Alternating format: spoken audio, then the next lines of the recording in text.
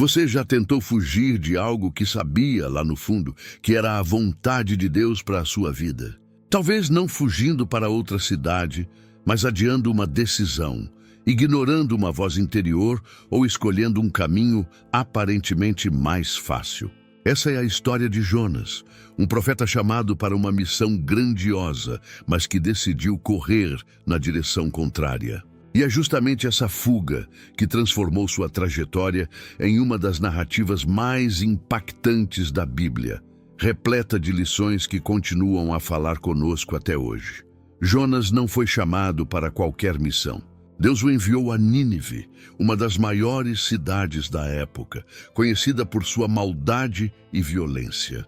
Imagine a cena: um homem sozinho com uma mensagem dura de arrependimento diante de um povo inimigo. O medo de Jonas era humano, compreensível.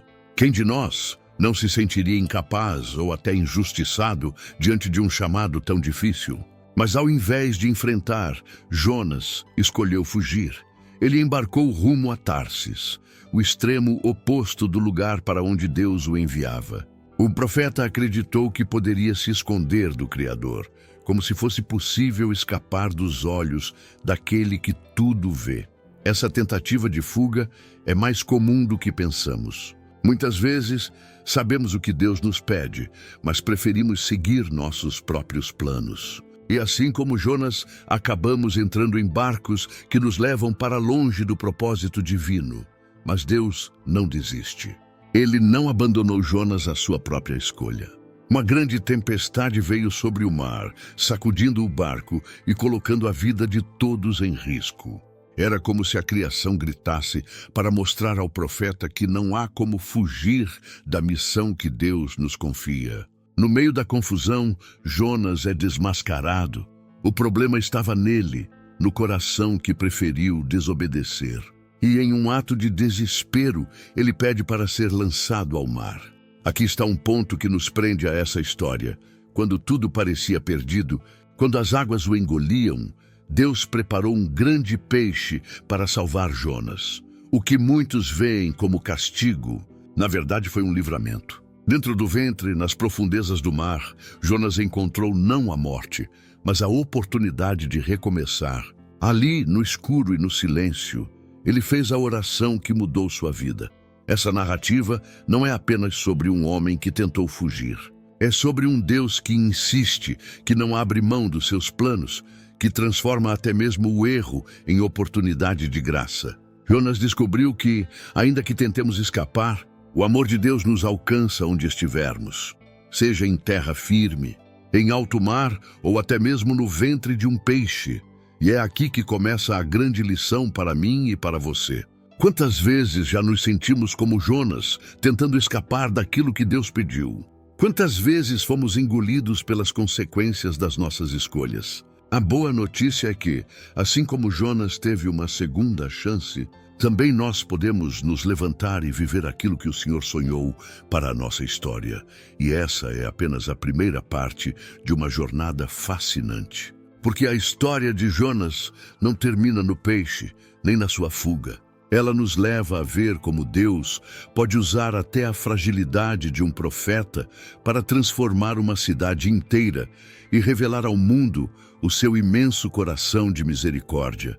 Se essa mensagem já está falando com você, eu quero te pedir algo muito especial. Deixe o seu like neste vídeo, porque isso ajuda a espalhar a palavra de Deus para muito mais pessoas que precisam ser alcançadas. E eu quero que você participe comigo aqui nos comentários. Escreva: "Eu não vou fugir do chamado." Essa frase é um ato de fé, uma declaração diante de Deus de que você está disposto a obedecer, mesmo quando o caminho parece difícil. E se você ainda não faz parte da nossa família da fé, se inscreva no canal agora mesmo e ative o sininho. Assim, você vai receber sempre novas mensagens que fortalecem, edificam e transformam a sua vida. Tudo começa com uma ordem direta de Deus: levanta-te, vai à grande cidade de Nínive e clama contra ela, porque a sua maldade subiu até mim.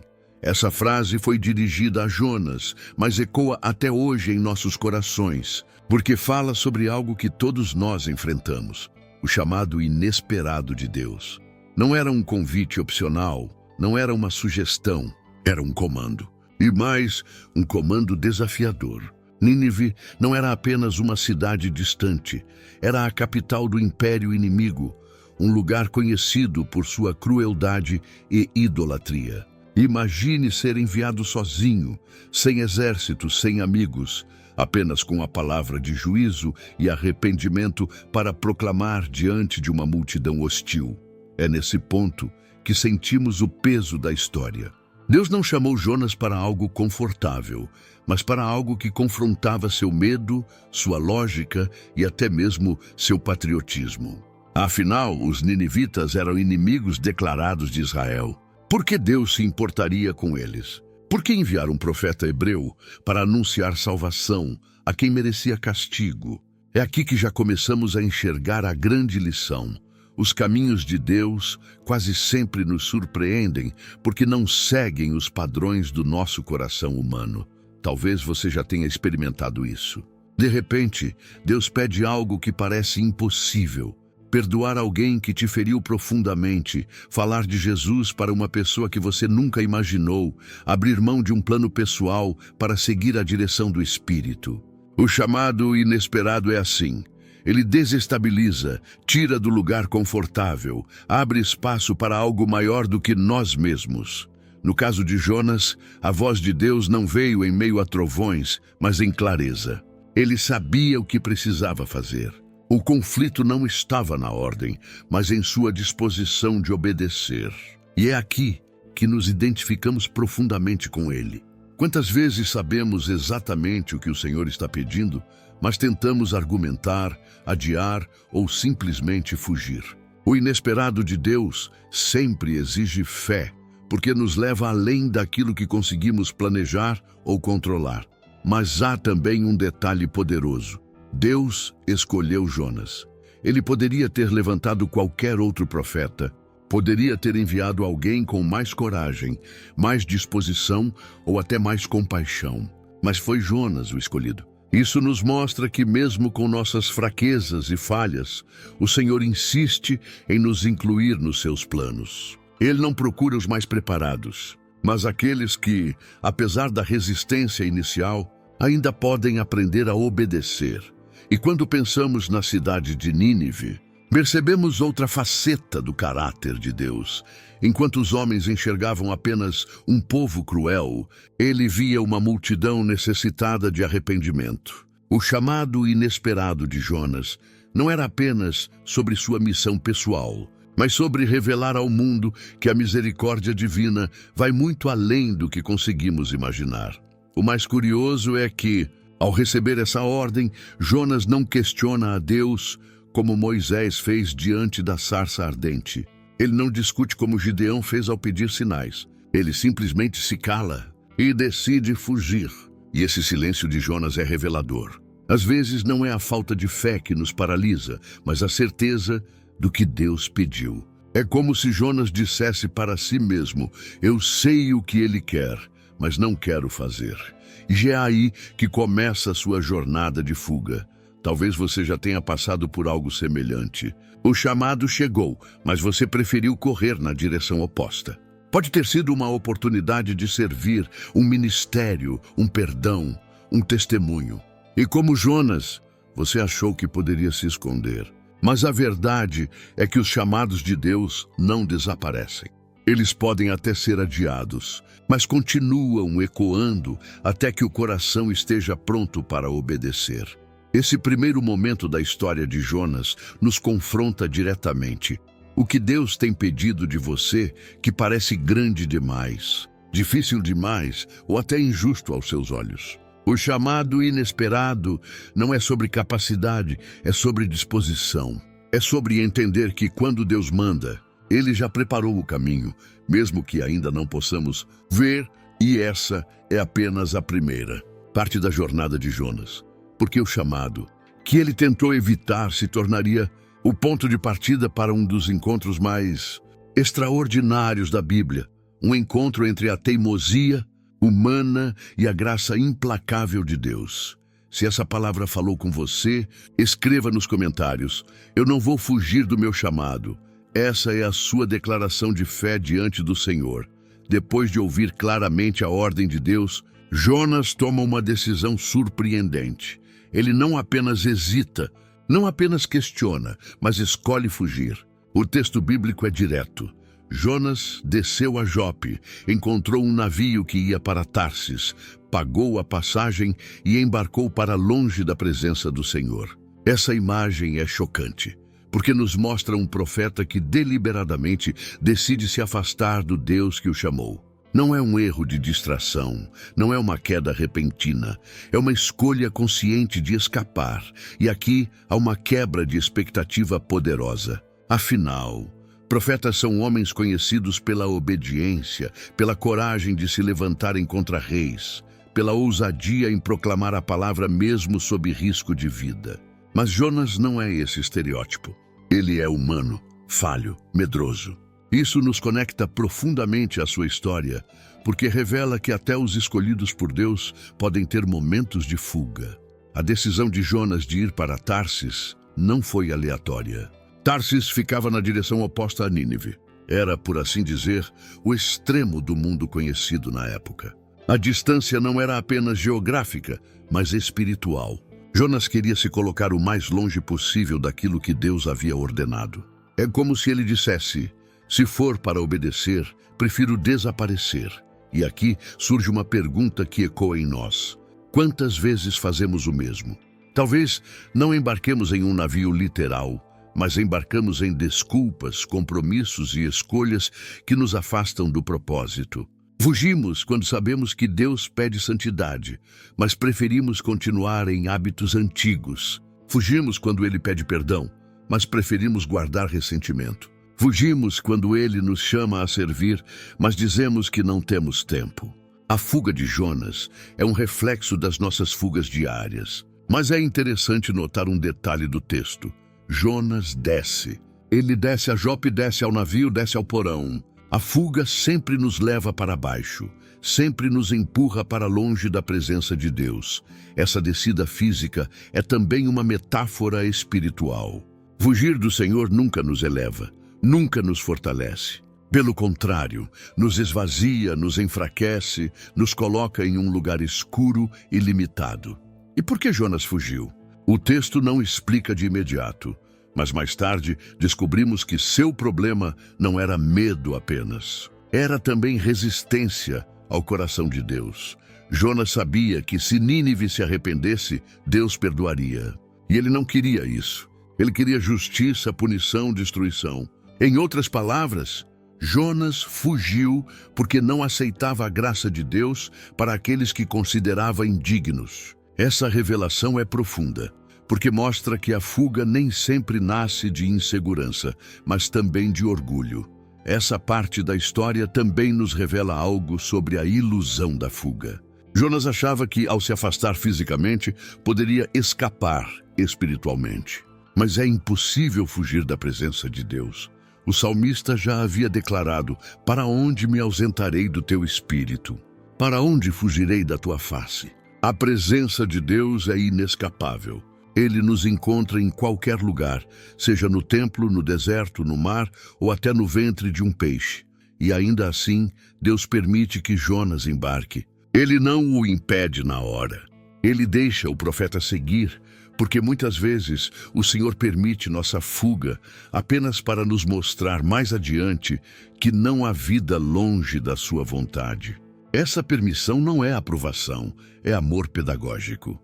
É o Deus que nos deixa experimentar os caminhos errados para que descubramos por nós mesmos que só a obediência traz paz.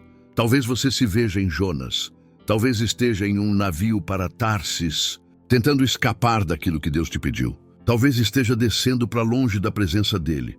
Mas a boa notícia é que assim como Jonas não conseguiu se esconder, você também não está fora do alcance da graça. Deus continua à sua procura, não para punir, mas para restaurar. A fuga de Jonas é, portanto, o início de um grande encontro. É a prova de que mesmo quando viramos as costas para Deus, Ele não vira as costas para nós, e quanto mais longe tentamos ir, mais clara se torna a verdade. Não há caminho que consiga apagar o chamado que ele nos deu. Se essa parte da história falou com você, escreva nos comentários: eu não vou fugir mais. Declare isso como uma escolha de fé, para mostrar que você quer voltar para o centro da vontade de Deus. O barco está em desespero. Os marinheiros tentam de tudo, mas a tempestade só piora. É nesse cenário de caos que Jonas finalmente abre a boca para admitir aquilo que todos já desconfiavam. Ele é o culpado. Até aquele momento, os marinheiros clamavam, o capitão implorava. A sorte havia revelado a verdade, mas Jonas permanecia em silêncio. Quando não havia mais saída, ele confessou: eu sou hebreu e temo ao Senhor, o Deus dos céus, que fez o mar e a terra seca. Essa confissão é um momento de revelação e ironia. Jonas diz que teme a Deus, mas sua atitude até ali demonstrava exatamente o contrário. Ele se apresentava como servo do Criador, mas estava fugindo da missão. É como se suas palavras e suas ações estivessem em conflito. E aqui está uma lição poderosa. Não basta conhecer a Deus, é preciso viver em obediência. Jonas sabia quem Deus era, sabia do seu poder, mas havia escolhido desobedecer. Os marinheiros, homens pagãos, ficaram aterrorizados com a confissão. Eles entendiam que não estavam diante de uma tempestade comum, mas diante da manifestação do Deus que controla o mar e a terra. E perguntaram a Jonas: o que devemos fazer contigo para que o mar se acalme? Imagine o peso dessa pergunta. Aqueles homens que nada sabiam do Senhor, agora buscavam orientação justamente daquele que fugia da presença dele. A resposta de Jonas é surpreendente. Ele não pede para orarem juntos, não pede uma chance de clamar a Deus, não busca arrependimento imediato. Ele diz: levai-me e lançai-me ao mar, e o mar se aquietará. Jonas reconhece que é o problema e se oferece como solução. Mas, ao mesmo tempo, sua fala mostra um coração ainda endurecido. Ele prefere ser lançado às águas do que voltar atrás e obedecer. É como se dissesse: é melhor morrer do que cumprir a missão. Os marinheiros, mesmo em desespero, não aceitaram de imediato. Tentaram remar com todas as forças para voltar à terra, mas não conseguiram. Isso é simbólico. Quando a raiz do problema é espiritual, esforço humano não resolve. Não importa o quanto tentemos lutar contra, só a obediência a Deus traz paz. Exaustos e sem saída, os marinheiros clamaram ao Senhor, pedindo que não fossem culpados por tirar a vida de Jonas. Veja a ironia. Aqueles homens que serviam a deuses estranhos agora clamavam ao Deus verdadeiro, enquanto o profeta permanecia calado. Esse contraste é profundo. Jonas, o escolhido, se mostrava indiferente enquanto os marinheiros, considerados de fora, já estavam se voltando para o Senhor. Isso nos lembra que Deus pode usar até mesmo nossas falhas para revelar sua glória a outros. A confissão de Jonas, mesmo carregada de contradições, abriu os olhos daqueles homens para o poder do Criador. E há algo ainda mais forte aqui. A confissão de Jonas não mudou a tempestade de imediato, mas foi o primeiro passo para que a situação fosse transformada. Isso nos ensina que admitir a verdade é doloroso, mas necessário. Só quando reconhecemos nossas falhas é que Deus pode intervir de forma restauradora. Jonas precisou se expor diante de estranhos para finalmente assumir o que havia feito.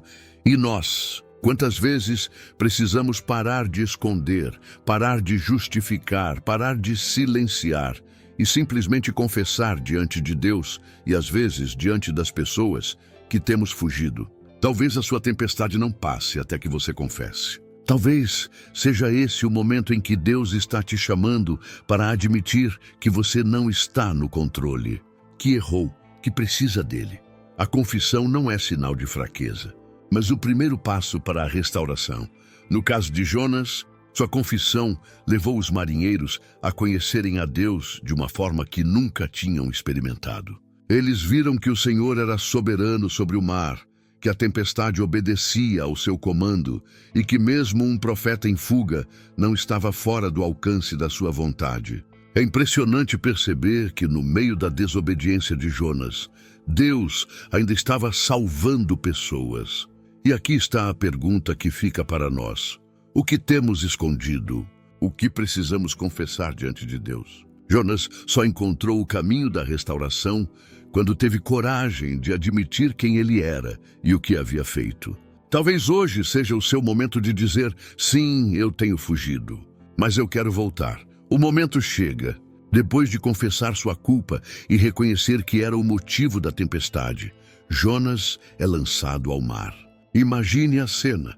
O vento rugindo, as ondas gigantes se levantando, o barco à deriva e, de repente, o corpo de Jonas sendo erguido e arremessado nas águas furiosas. Para os marinheiros, era a única chance de sobreviver.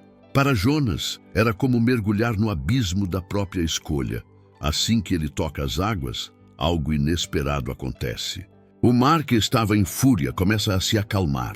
Os marinheiros, apavorados até segundos antes, agora ficam em silêncio diante do milagre. A tempestade se aquieta. O barco para de balançar.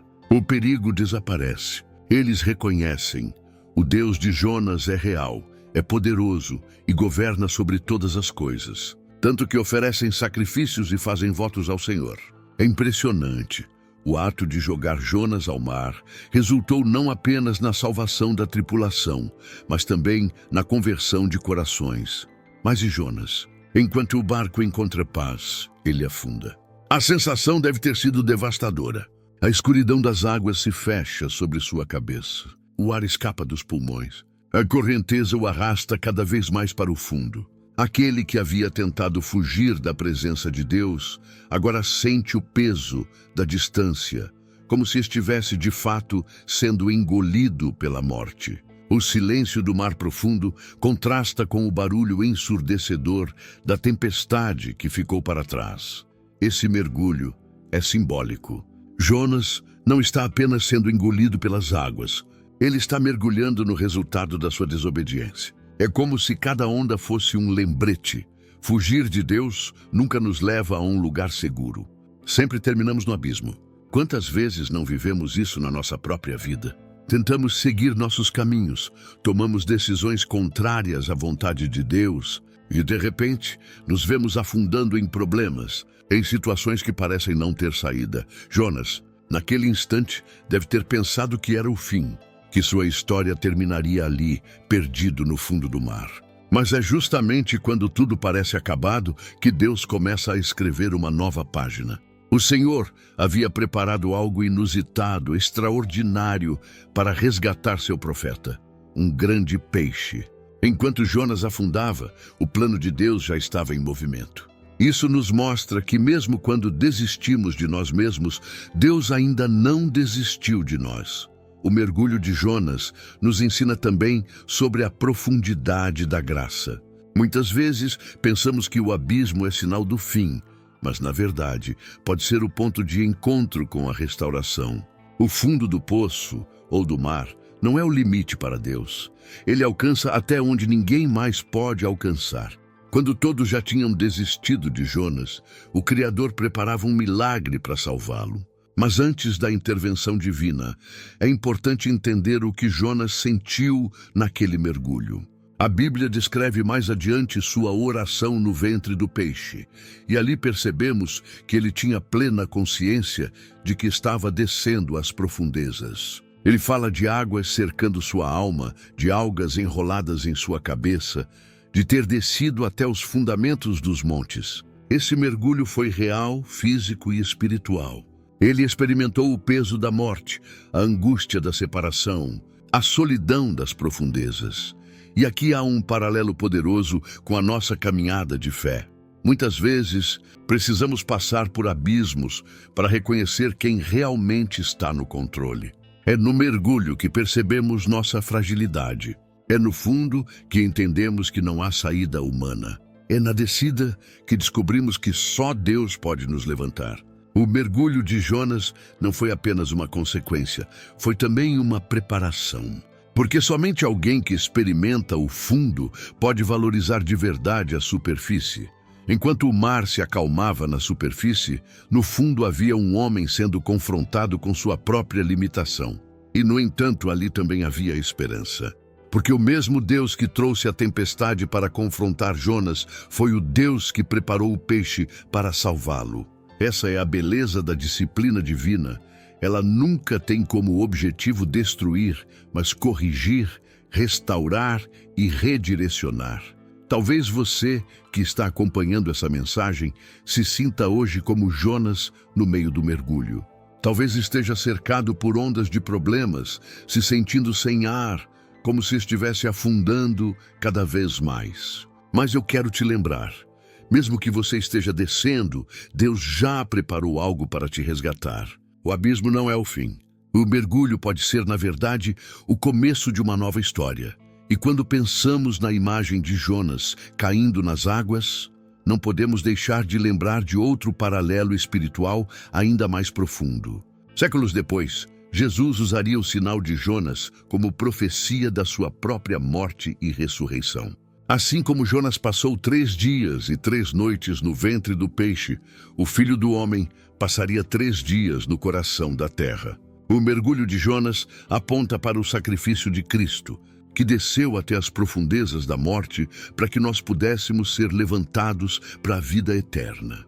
Por isso, o mergulho de Jonas não deve ser visto apenas como queda, mas como prelúdio de ressurreição. O abismo se tornou o palco de um milagre. A morte deu espaço para a vida. O fim se transformou em novo começo. Essa é a lógica da graça.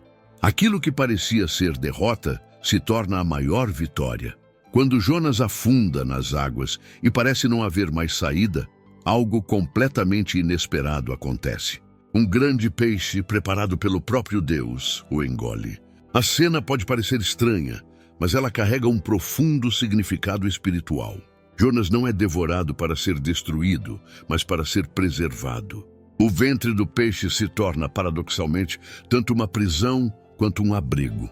Ali, no escuro, cercado por águas profundas e impossibilitado de sair, Jonas está protegido. Ele não morre afogado, mas também não pode continuar vivendo da mesma forma. É nesse lugar de isolamento que Deus começa a trabalhar no coração do profeta. Imagine o que Jonas sentiu. 3 dias e 3 noites dentro de um peixe, em um ambiente úmido, escuro, claustrofóbico, onde o tempo parecia não passar. O silêncio pesado, interrompido apenas pelos ruídos internos do animal. O cheiro forte, a sensação de estar preso em algo que não podia controlar. Humanamente falando, não havia saída. Ele estava totalmente dependente de Deus. E é nesse ponto que o ventre do peixe se transforma em um altar. Ali dentro, Jonas ora. A Bíblia registra sua oração como um salmo de arrependimento e reconhecimento. Ele declara que clamou ao Senhor em sua angústia, e o Senhor o ouviu. Ele reconhece que havia descido ao mais profundo, mas que ainda assim Deus o trouxe de volta. Suas palavras são fortes. As águas me cercaram até a alma, o abismo me rodeou, as algas se enrolaram na minha cabeça. É uma descrição de alguém que realmente tocou o limite da existência. E mesmo assim, no meio da escuridão, ele diz: quando desfalecia em mim a minha alma, lembrei-me do Senhor, e entrou a ti a minha oração. Esse é o ponto de virada. O ventre do peixe não é apenas o lugar da angústia, mas o lugar da lembrança. É ali que Jonas lembra quem é Deus, lembra do chamado, lembra da misericórdia. Quantas vezes o mesmo não acontece conosco? Precisamos ser colocados em lugares apertados, onde não temos controle, para nos lembrarmos de que sempre dependemos de Deus. O ventre do peixe é uma metáfora daquilo que todos nós vivemos em momentos de crise. Às vezes, não é o mar aberto que nos afoga, mas as circunstâncias fechadas que nos sufocam. E mesmo assim, é nesse ambiente que nascem as orações mais sinceras. Jonas, no ventre do peixe, reconhece algo que havia esquecido em sua fuga. A salvação pertence ao Senhor. Essa declaração é o resumo da sua transformação. Ele não podia se salvar, não podia nadar até a costa, não podia abrir o estômago do peixe. Sua vida estava totalmente nas mãos de Deus. E quando ele entende isso, algo muda. O ventre do peixe se torna um útero espiritual. Ali, Jonas não apenas sobrevive, ele renasce. E aqui está a beleza da graça divina. Deus transforma lugares de desespero em lugares de transformação. Aquilo que deveria ser o fim se torna o recomeço. O que era para ser tumba se torna sala de parto. O ventre do peixe é, de fato, um espaço de misericórdia. Porque no momento em que Jonas decide orar e reconhecer a soberania de Deus, o peixe se torna instrumento de preservação até que o tempo da nova chance chegue. Esse episódio aponta também para algo ainda maior. Jesus, séculos depois, usaria a experiência de Jonas como sinal da sua própria missão. Ele diz que assim como Jonas esteve 3 dias e 3 noites no ventre do peixe, o Filho do Homem estaria 3 dias e 3 noites no coração da terra. O ventre do peixe é sombra da sepultura de Cristo. Mas assim como Jonas saiu vivo, Jesus ressuscitou para nos dar vida eterna.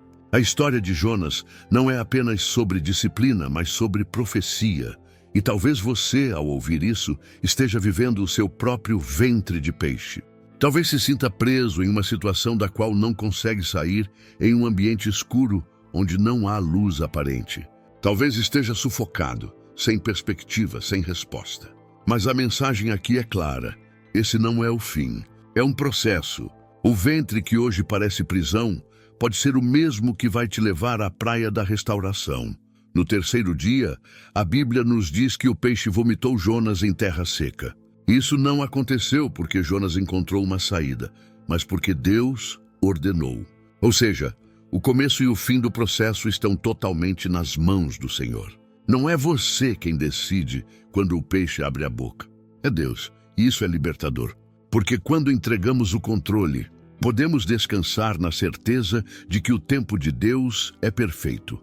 A oração de Jonas naquele lugar apertado nos lembra de algo essencial. Não importa onde estejamos, sempre podemos clamar. Deus ouve até mesmo do ventre do peixe, do fundo do mar, das profundezas do desespero. Sua voz atravessa as águas, rompe a escuridão e chega até o trono do Senhor. O ventre pode nos calar externamente, mas não pode calar nossa alma diante do Criador. Depois de 3 dias e 3 noites no ventre do peixe, quando toda esperança parecia perdida, algo extraordinário acontece. O peixe, obedecendo à ordem de Deus, vomita Jonas em terra firme. É como se a vida tivesse começado de novo. Jonas, que antes fugia do chamado, agora se vê diante da oportunidade de recomeçar. Esse momento não é apenas físico, é espiritual. Ele não saiu apenas das entranhas de um peixe, ele saiu do lugar da morte para um novo propósito. Isso nos ensina que o Deus que corrige é o mesmo que restaura. O Deus que disciplina é o mesmo que oferece uma nova chance. A palavra do Senhor vem novamente a Jonas. E essa é uma das partes mais belas dessa história. A Bíblia não diz apenas que Jonas se levantou por iniciativa própria, mas que o Senhor voltou a falar com ele. Isso significa que Deus não desistiu do seu profeta. Apesar da desobediência, da fuga e da queda, Jonas continua sendo chamado. Isso quebra a lógica humana, porque nós, muitas vezes, desistimos de pessoas que falharam, mas Deus insiste, Deus chama de novo, Deus acredita quando ninguém mais acredita. E a ordem de Deus não mudou. Ele diz a Jonas: levanta-te, vai à grande cidade de Nínive e proclama contra ela a mensagem que eu te digo. Não houve flexibilização, não houve plano alternativo. O chamado continua sendo o mesmo. O que mudou não foi a ordem, foi Jonas. Agora ele entende o peso da obediência. Agora ele sabe que fugir de Deus não é opção. Agora ele está disposto a cumprir a missão, ainda que não concorde, ainda que não entenda totalmente. A segunda chance de Jonas é um lembrete poderoso de que a graça de Deus é maior que nossas falhas. Todos nós já tivemos momentos de fuga, situações em que escolhemos caminhos contrários à vontade de Deus. Mas quando o arrependimento vem, quando o coração se volta novamente para o Senhor, Ele nos levanta e nos envia outra vez. O fracasso não é definitivo quando se está nas mãos do Criador. Jonas, dessa vez, obedece. Ele se levanta e vai para Nínive. E aqui há algo surpreendente. A cidade era grande, levava 3 dias para percorrê-la, mas bastou um dia de pregação para que o impacto fosse sentido. Jonas anunciava que em 40 dias Nínive seria destruída. Era uma mensagem dura, direta, sem suavizações. E mesmo assim o povo creu. Do maior ao menor, todos se arrependeram. Vestiram-se de pano de saco, jejuaram, clamaram a Deus por misericórdia. Até o rei desceu do trono, cobriu-se de pano de saco e se assentou sobre cinzas. Ele decretou jejum não apenas para as pessoas, mas até para os animais. A cidade inteira entrou em quebrantamento. Esse é o poder da obediência. Quando Jonas fugiu, a tempestade atingiu um barco. Mas quando ele obedeceu, uma cidade inteira foi salva. O impacto da nossa fidelidade vai muito além do que podemos imaginar. O sim de Jonas, ainda que tardio, mudou a história de Nínive. Isso nos mostra que nunca é tarde demais para dizer sim a Deus. Mesmo que tenhamos errado no passado, quando escolhemos obedecer, podemos viver milagres e ser instrumentos de transformação. E o mais impressionante é que Deus viu o arrependimento daquele povo e decidiu não trazer sobre eles a destruição que havia anunciado. A misericórdia triunfou sobre o juízo.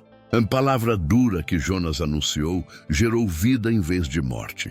Esse episódio é um dos maiores avivamentos da história. Uma cidade inteira se humilhando diante do Senhor. A segunda chance de Jonas revela também a segunda chance de Nínive. Deus não apenas restaura o profeta, ele também dá uma oportunidade ao povo. Essa é a essência do coração de Deus.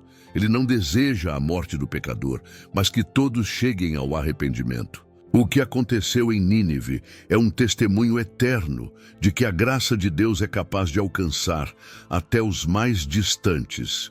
E aqui está algo para refletirmos. Se Deus deu uma segunda chance a Jonas, e também a Nínive, por que Ele não daria a você?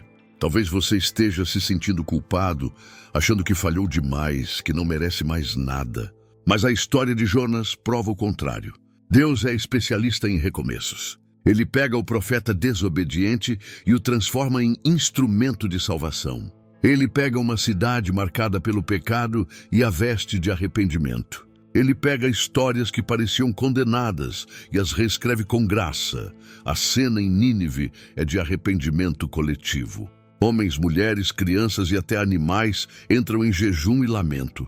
O rei se humilha diante do trono celestial, e o juízo que parecia certo é suspenso pela misericórdia de Deus. O que deveria ser uma história de alegria e celebração se torna, no entanto, um ponto de confronto no coração de Jonas, porque, em vez de se alegrar com a salvação de milhares de pessoas, Jonas se irrita. Ele não entende como o Deus que o disciplinou tão severamente agora poupa aqueles que ele considerava indignos. Jonas ora novamente, mas desta vez suas palavras são duras. Ele confessa que já sabia que isso aconteceria, porque conhecia o caráter do Senhor, um Deus misericordioso, compassivo, tardio em irar-se e grande em benignidade. E é justamente isso que o incomoda. Jonas não queria que Nínive fosse salva, ele queria que fosse destruída. Para ele, a justiça significava ver o inimigo cair. Mas Deus mostra que a verdadeira justiça se revela na misericórdia. Aqui temos um choque entre a visão humana e a visão divina. Jonas representa o coração humano endurecido, marcado por ressentimentos, preconceitos e pela dificuldade de perdoar. Deus, por outro lado, representa o amor que vai além, que olha até para os piores pecadores e vê a possibilidade de arrependimento. Esse contraste nos desafia profundamente, porque muitas vezes somos como Jonas. Queremos a misericórdia para nós, mas o juízo para os outros. Aceitamos o perdão para nossas falhas, mas não conseguimos suportar quando Deus perdoa aqueles que nos feriram. A dureza de Jonas nos ensina sobre os perigos de um coração que não se alinha ao de Deus. Ele havia experimentado a graça no ventre do peixe, havia recebido uma segunda chance. Havia sido instrumento de salvação para uma cidade inteira, mas não conseguiu se alegrar com o agir do Senhor. Isso nos mostra que é possível cumprir a missão e ainda assim não entender o coração de Deus. Podemos obedecer externamente, mas se o coração não é transformado, continuamos presos à dureza. Deus, porém, não desiste de ensinar Jonas. Ele prepara uma planta para crescer rapidamente e dar sombra ao profeta que estava cansado e exposto ao sol. Jonas se alegra com a planta, mas no dia seguinte, um verme a corrói e ela seca. Em seguida, um vento quente do Oriente aumenta seu desconforto.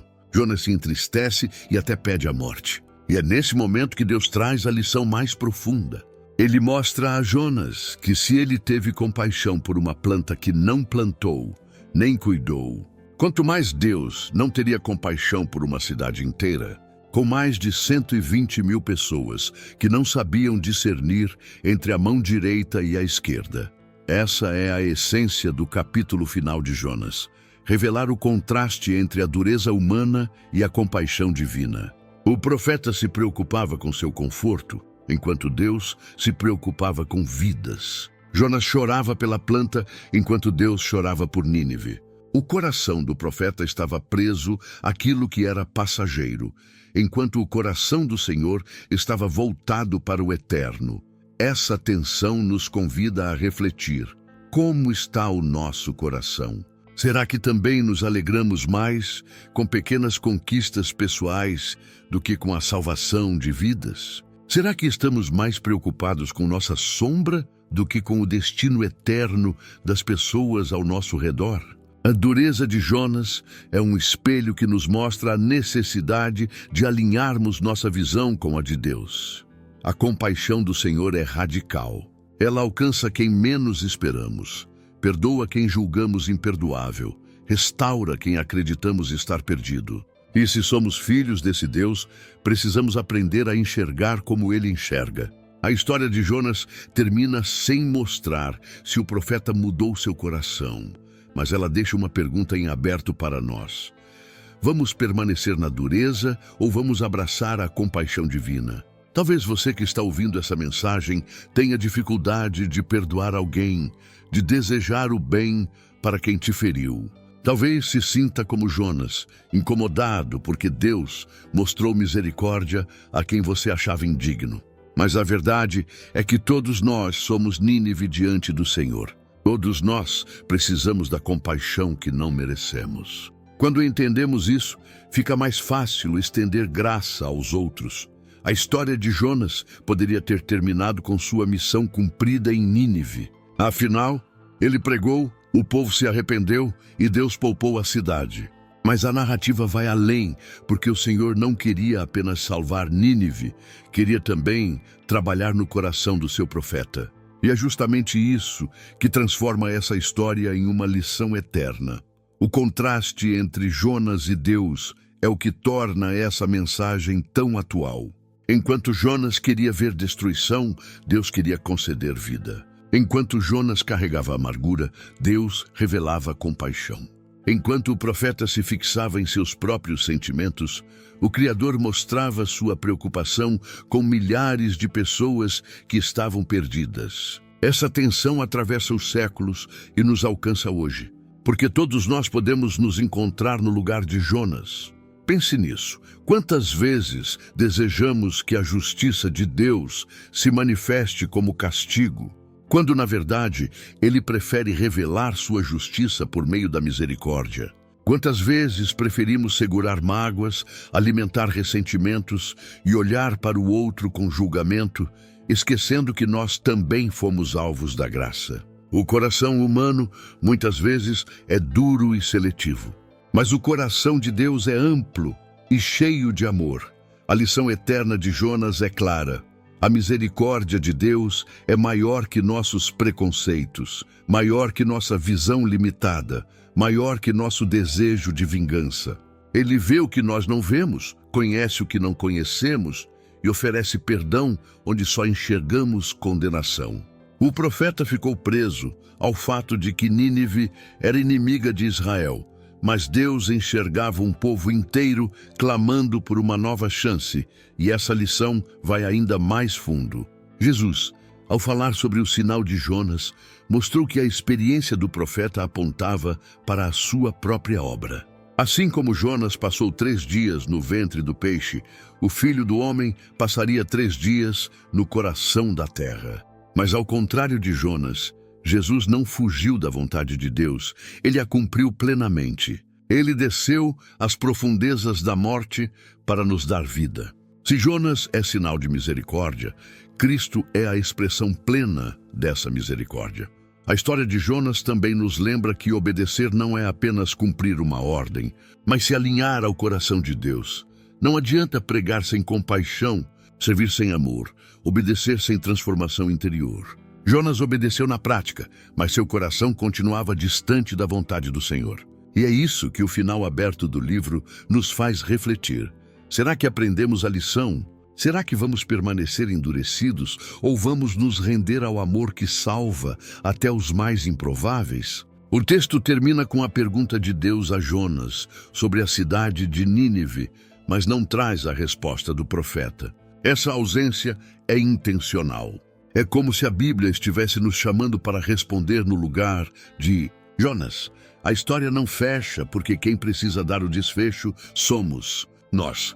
Cada um que lê ou ouve essa mensagem é confrontado a escolher.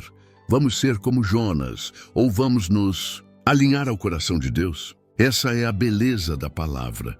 Ela não é apenas um relato do passado, mas uma convocação para o presente. Hoje nós somos chamados a viver a compaixão que Jonas resistiu em abraçar.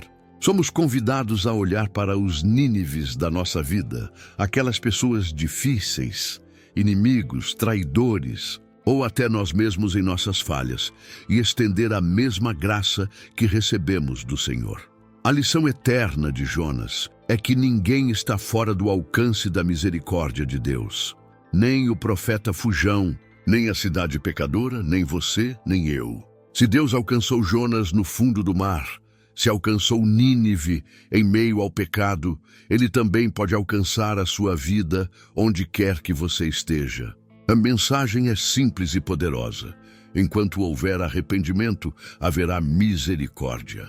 E talvez seja esse o maior convite que esse livro nos faz.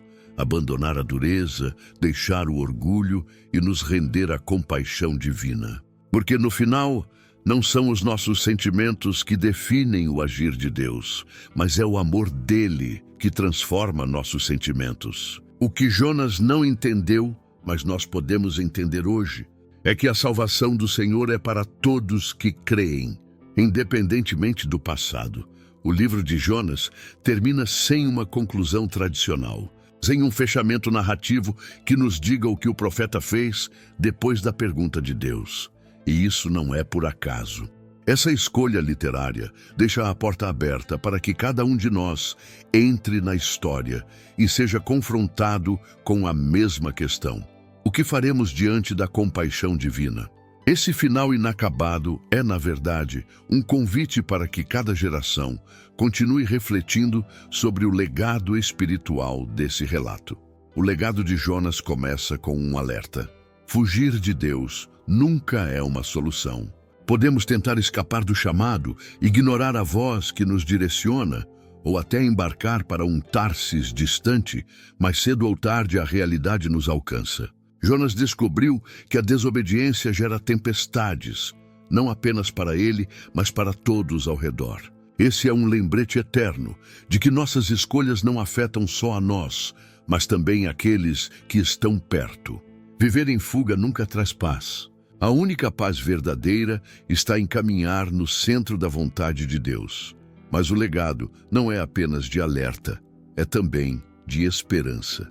Porque mesmo no fundo do mar, no ventre do peixe, na escuridão mais profunda, a mão de Deus continua estendida. Jonas orou em um lugar improvável e sua oração foi ouvida. Isso mostra que não existem barreiras que impeçam a graça de nos alcançar. O ventre do peixe se tornou lugar de arrependimento e renovo. O legado espiritual de Jonas é a prova de que não existe longe demais para Deus. Outro ponto essencial do legado é a revelação do caráter divino. Jonas, em sua irritação, resumiu o que já sabia sobre o Senhor. Tu és um Deus misericordioso, compassivo, tardio em irar-se e grande em amor. Ele disse isso como crítica, mas na verdade era a maior verdade proclamada em toda a história. O coração de Deus é cheio de compaixão, e sua justiça não se manifesta em destruição automática, mas em oportunidades de arrependimento. Esse é o legado que atravessa séculos, o Deus que não apenas pune, mas principalmente restaura. O legado de Jonas também é evangelístico. A história aponta para algo muito maior do que Nínive, aponta para Cristo. Jesus declarou que nenhum sinal seria dado além do sinal de Jonas, referindo-se à sua morte e ressurreição. Assim como Jonas passou 3 dias no ventre do peixe, o Filho do Homem passou 3 dias no coração da terra, vencendo a morte e trazendo salvação a todos. Isso significa que a vida de Jonas não é apenas sobre disciplina, mas sobre profecia. Seu testemunho ecoa até hoje como uma sombra da maior obra redentora já realizada. E ainda há um detalhe poderoso. Nínive se arrependeu diante da pregação de Jonas, mas muitos no tempo de Jesus não se arrependeram diante dele, que era maior que Jonas. Isso nos leva a refletir sobre como respondemos às oportunidades que Deus nos dá. Será que ouvimos sua voz e obedecemos? Ou endurecemos o coração mesmo diante de sinais claros? O legado de Jonas é um convite para não perdermos o tempo da visitação de Deus. Por fim, o legado espiritual de Jonas é sobre transformação de perspectiva. A grande lição não está apenas em Nínive, mas no coração de Jonas. Ele nos mostra o perigo de sermos religiosos sem sermos compassivos, de cumprirmos ordens sem compreendermos o amor que está por trás delas. O profeta viveu um milagre, mas ainda assim resistiu à misericórdia. Sua história é um espelho que nos faz perguntar: será que estamos realmente alinhados ao coração de Deus ou apenas fazendo o mínimo para obedecer? Essa narrativa, com seu final aberto, nos empurra para a ação. Cabe a nós decidir se vamos repetir os erros de Jonas ou se vamos abraçar a compaixão divina. Cabe a nós escolher se vamos nos alegrar com a salvação dos outros ou se vamos permanecer presos às nossas sombras. O legado espiritual de Jonas é vivo, porque ele continua sendo escrito em cada vida que decide obedecer, perdoar e anunciar a misericórdia de Deus. Talvez você, ao ouvir tudo isso, perceba que está vivendo como Jonas em alguma área, fugindo, resistindo, endurecendo. Mas essa história prova que ainda há tempo para recomeçar. Assim como Jonas recebeu uma segunda chance, você também pode receber. Assim como Nínive foi poupada, você também pode experimentar a compaixão divina. Esse é o legado. Não importa o passado, sempre há um futuro com Deus. Se você chegou até aqui, é porque essa mensagem tocou o seu coração de alguma forma. E eu quero te fazer um convite muito especial. Se inscreva agora no canal e faça parte dessa família de fé que cresce a cada dia. Aqui você vai receber palavras que edificam, mensagens que fortalecem e histórias que vão transformar a sua caminhada com Deus. Deixe também o seu like neste vídeo, porque isso ajuda a espalhar essa palavra para milhares de outras pessoas que precisam ouvir que Deus ainda dá uma segunda chance. E eu quero ver sua fé declarada nos comentários. Escreva: eu recebo a misericórdia de Deus. Essa frase é um ato público de confiança, uma confissão de que você não vai mais fugir do chamado, mas vai viver a plenitude do que o Senhor tem para a sua vida. E não pare por aqui. O próximo vídeo já está na tela e traz uma mensagem que vai ainda mais fundo na sua fé. Clique e continue sendo alimentado pela palavra de Deus.